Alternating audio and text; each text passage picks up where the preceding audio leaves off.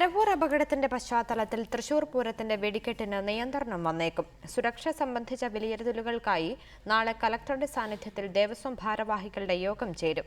അതേസമയം കർശന സുരക്ഷാ ക്രമീകരണങ്ങൾ പാലിച്ചാണ് ഇത്തവണയും വെടിക്കെട്ട് നടക്കുകയെന്ന് വിവിധ ദേവസ്വം ബോർഡുകൾ വ്യക്തമാക്കി.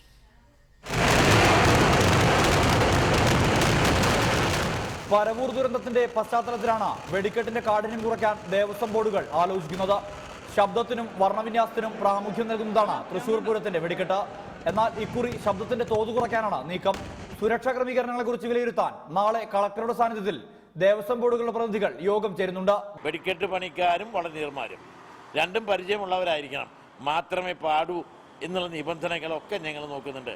അതുകൊണ്ട് ഒരു അപകടത്തിന്റെ സാധ്യത വളരെ വളരെ വിരളമാണ്.